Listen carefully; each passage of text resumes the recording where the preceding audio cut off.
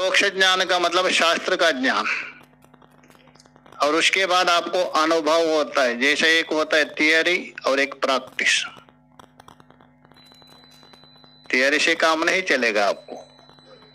आपने यूट्यूब में अथवा पुस्तक में पढ़ा गाजर का हलवा कैसा बना, बहुत बढ़िया, इतने से नहीं होगा, आपको बनाना पड़ेगा, प्रैक्टिस करना पड़ेगा। इसी का नाम है अपरोक्ष। तो ये जो परोक्ष ज्ञान चौथी अवस्था और अपरोक्ष ज्ञान है पांचवी अवस्था, ये साधक अवस्था है आपकी। उसके बाद अभी तक हम दुख की अपने का अनुभव कर रहे थे, वो जो आत्यंतिक दुख निवृत्त होगा आपका सदा के लिए, क्योंकि दुख का कारण था अविद्या, वो नष्ट हो गई। ये छठवीं अवस्था है। सातवीं अवस्था है स्वस्वरूप में स्थित परमानंद की प्राप्ति, ये सिद्ध अवस्था हो गई। तो संसार अवस्था में 3 हो गया, साधक अवस्था में 2 और सिद्ध अवस्था में 2। आत्यंतिक दुख निवृत्ति और परमानंद, एक भूल के कारण यहाँ आना पड़ा। तो वैसे ही यहाँ कोई प्रश्न कर सकता है, परमात्मा तो ठीक है, कर्ता होने पर भी वह करता है, किंतु जीव तो करता होगा, वो कर्तृत्व से कैसे निवृत्त होगा? उसके लिए आगे का प्रकरण उठा रहे, देखिए आगे के श्लोक भूमिका है, थोड़ा देख लीजिए। एषां तो कर्माणाम कर्तारं मां मन्यसे परमार्थतः तेषां अकर्त एव अहं यतः। एषां सृष्टि का है। एषां तो कर्माणाम कर्तारां मां मन्यसे। एषां बोल तो जिन कर्मों का, कौन सा कर्म? सृष्टिरूप कर्म और ब्राह्मण आदि जो विभाजन किया था वो कर्म, वर्णाश्रम का। ये जो कर्म है उन कर्मों का कर्तारम, उसका कर्ता, कर्ता का मतलब करने वाला, कृतिमान कर्ता, कर्ता उसको कहते हैं कृतिमान। चुपचाप जो बैठा है उसको कर्ता नहीं कहता है। कोई ना कोई कार्य करे, कोई ना कोई प्रयत्न करे, तभी उसको कर्ता माना जाता है। जैसा मान लीजिए कोई बड़ाई है अथवा कुमार है, घर में जो बैठा है चुपचाप, तभी वो करता नहीं। तो डंडा लिया, चक्र घुमा रहे, घटिया कर, तभी कर्ता माना जाता है। कोई क्रिया ही नहीं करेंगे तो कर्ता कहां से होगा? कर्ता तभी मानता है, कृतिवान, जो एक्टिविटीज, जो क्रिया कर रहे हैं, तभी कर्ता मानते। तो इसलिए हम बता रहे जिन कर्मों का तो मुझे कर्ता मानता है, पूर्व पक्षी को कहा रहे अथवा अर्जुन को। तो भगवान बता रहे परमार्थतः तेषाम, परमार्थ बोल दो वास्तविक, यथार्थ दृष्टि से, क्योंकि 2 दृष्टि होती है, एक ज्ञान दृष्टि, एक अज्ञान दृष्टि। बस यही अंतर, ज्ञानी में और अज्ञानी में बस इतना ही फर्क।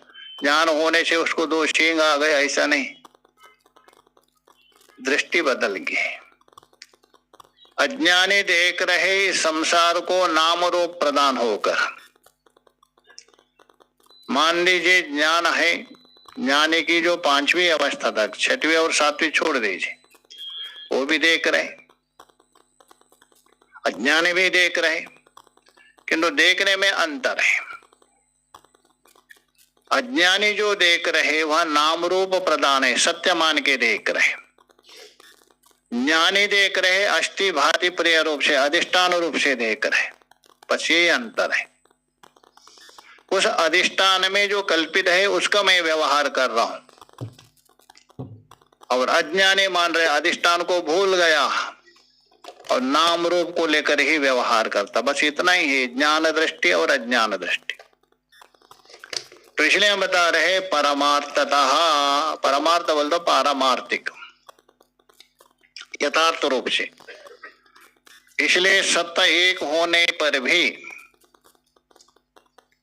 जिज्ञासु साधकों को समझाने के लिए और जिज्ञासु साधकों को सन्मार्ग के ओर ले जाने के लिए शास्त्र और महापुरुषों ने तीन सत्ता मान लिया। हाँ, एक ही है, पारमार्थिक सत्ता, व्यावहारिक सत्ता, प्रातिभाषिक सत्ता। पारमार्थिक सत्ता का मतलब है त्रिकालाबाध्यत्वम, तीनों कालों में जिसका बाद ना हो, तीनों कालों में जिसका अभाव ना हो, वो पारमार्थिक। अथवा तीनों अवस्था में, जागृत, स्वप्न, सुषुप्ति, उसका अभाव ना हो, वो पारमार्थिक। और व्यवहार काल में जो सत्य मानते हम, केवल व्यवहार में, उसको व्यावहारिक सत्य का। और ज्ञान काल में, प्रातिभाषिक बोल तो ज्ञान हो रहे उसी समय में सत्य है, बाद में नहीं, वो प्रातिभाषिक सत्ता है। तो तीन मान ले। जैसा रस्सी में आपने सर्प देखा, जिस समय में सर्प का ज्ञान, उसी समय में सर्प सत्य है, बाद में नहीं। सर्प का जो ज्ञान हो रहे उसी काल में वो सत्य है, बाद में नहीं,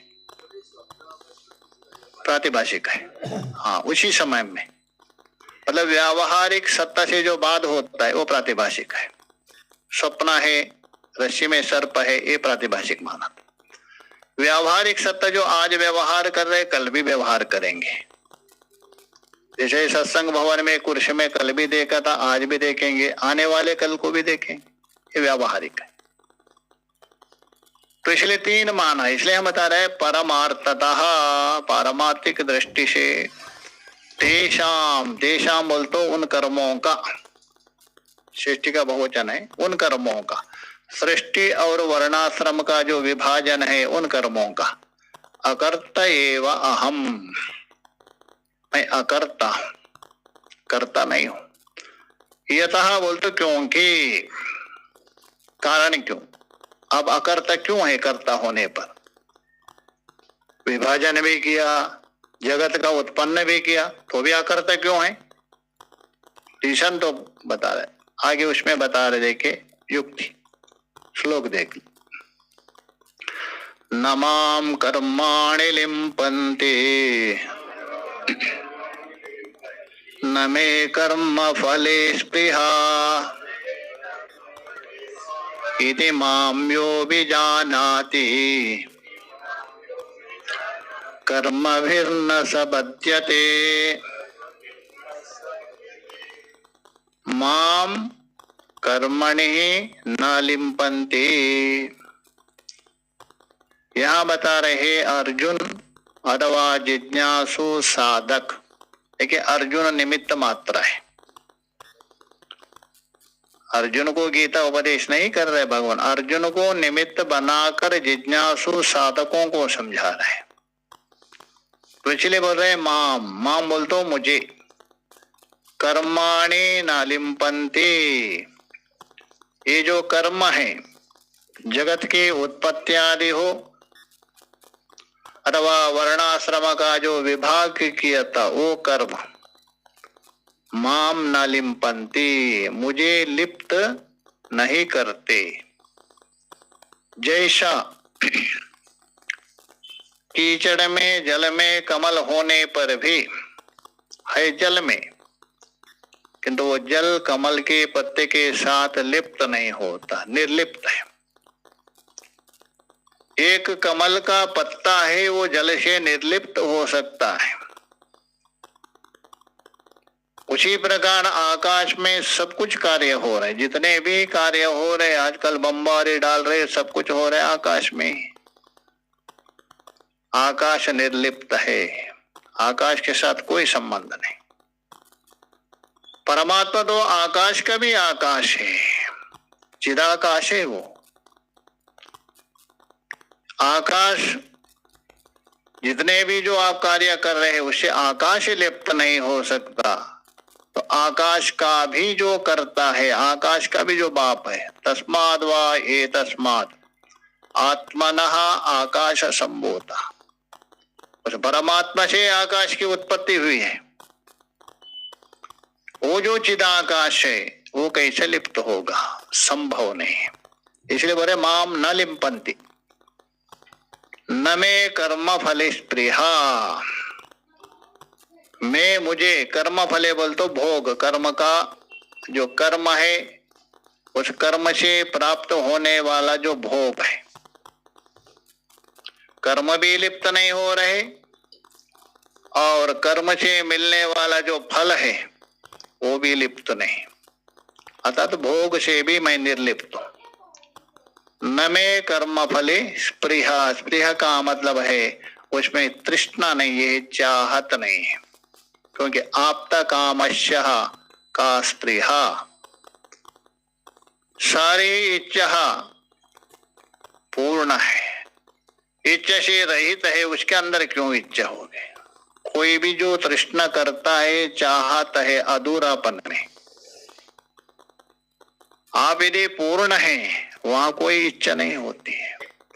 जागृत में इच्छा हो रही, अनेक इच्छा होती है, क्योंकि हमारे पास जो अभाव है उसकी इच्छा होती है, उसको मैं कैसा प्राप्त करूं, उसका उपाय क्या है, इस प्रकार अनेक इच्छा होती है। उसको भी मुख्य रूप से साध्य येषणा और साधना येषणा, दो इच्छा है। एक सबसे पहले साध्य की इच्छा होती है, उसको बोलते उपेय इच्छा। उपेय इच्छा होने के बाद उसको प्राप्त करने के लिए इच्छा करते, इसको कैसा प्राप्त करें। साधन इच्छा पहले नहीं होती, पहले साध्य की इच्छा होती। जैसा मान दीजिए किसी का मन में हो गया मुझे कुंभ जाना है, ये इच्छा हो गई, उसके बाद कैसे जाओ, साधन ढूंढते हैं।